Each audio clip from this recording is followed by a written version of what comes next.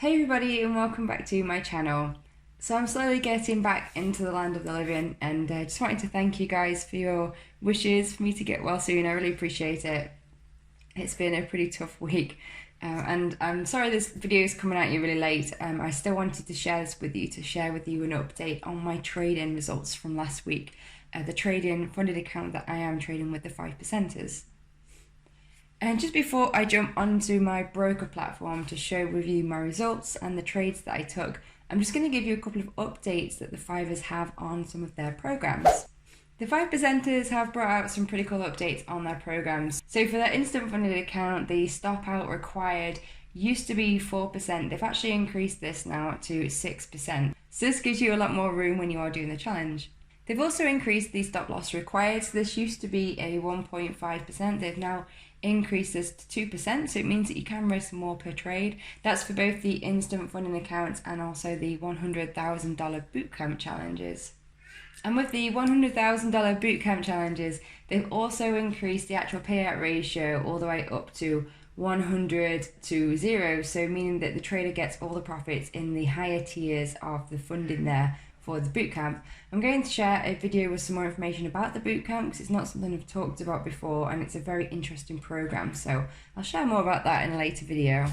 But for now, just going back into my platform here, as you can see, I've been going through a pretty bad period of drawdown since I've started the challenge. Fortunately, last week I did manage to finish green even though I was poorly. So I am very slowly working my way out of this drawdown period. And just going into my broker here in MT5, you can see I actually took 3 trades last week. The EURUSD and Pound Swissy, I took them both on the Monday. And then Australian dollar yen, I think I got triggered into this on the Wednesday. The top 2 trades did result in a nice win there. So I had a 1.5 win on EURUSD and a 2R win on Pound Swiss. And then I took a loss on Australian dollar yen. So I managed to finish the week up 2.5R, which was just over $100 on the account. Now I was pretty poorly from Wednesday, basically being on bed rest, and to be honest, I hadn't even looked at the charts. If I had, I probably would have closed my position on Australian dollar yen because it just looked quite weak, but I didn't even look at it because I just was not well enough to do that. But it's kind of good to know that even when I have a week where I'm really poorly, that I can still make some money from trading. As I said, I am getting there, but it's why I'm hiding from you guys today because I'm not quite there yet. But let's have a quick look at the charts. So this was the trade I took on Pound Swiss. Very interesting to look at because although at the time I thought I got a nice win on this, I managed to make 2 times what I was risking for the trade.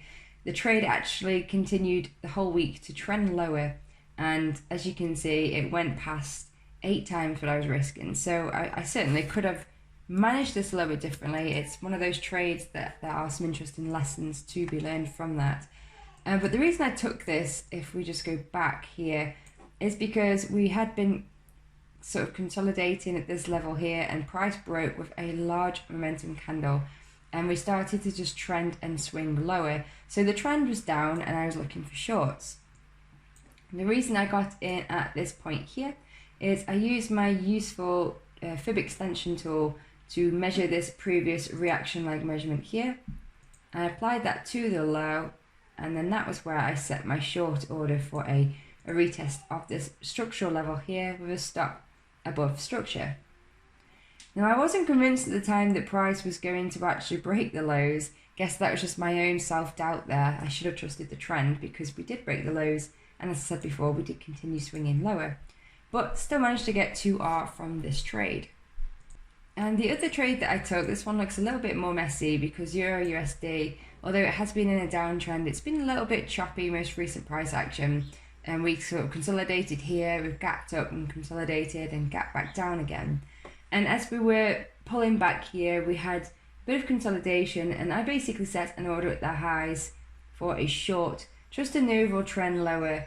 I was using supply and demand levels for this trade, but I only aimed for a short 1.5R because of the fact that we'd had this choppy price action. I wasn't convinced that price was going to continue trending lower.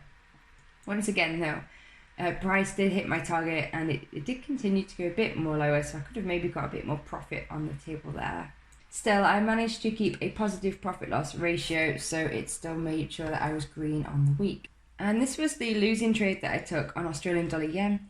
And basically what I was looking at this is we had this nice uptrend here. Price has come down and been consolidating for some time. And I thought it looked like price was starting to swing higher.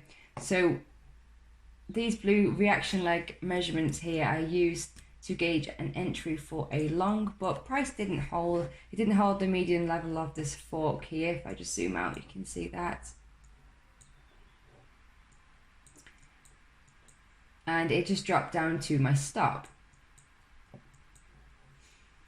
So I'm going to just keep this one on watch. It wasn't quite ready for what I was looking for at that time.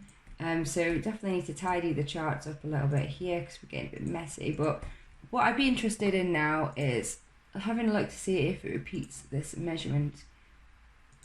So we have this reaction leg. If I apply that to the high here, we might be able to get some sort of momentum coming in at this point. It might coincide with this lower medium line of the fork.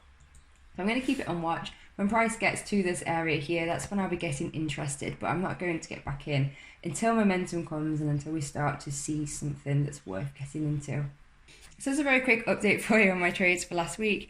I'm going to continue resting up, hopefully take some more trades this week. I haven't taken any today because it is a bank holiday in America and it's Independence Day. And obviously with myself still feeling a bit poorly, I thought I'll still take the day off and just rest up. But I'm going to keep an eye on the charts this week and I will catch you in my next video. So have a great week, guys. Thanks for watching. Bye.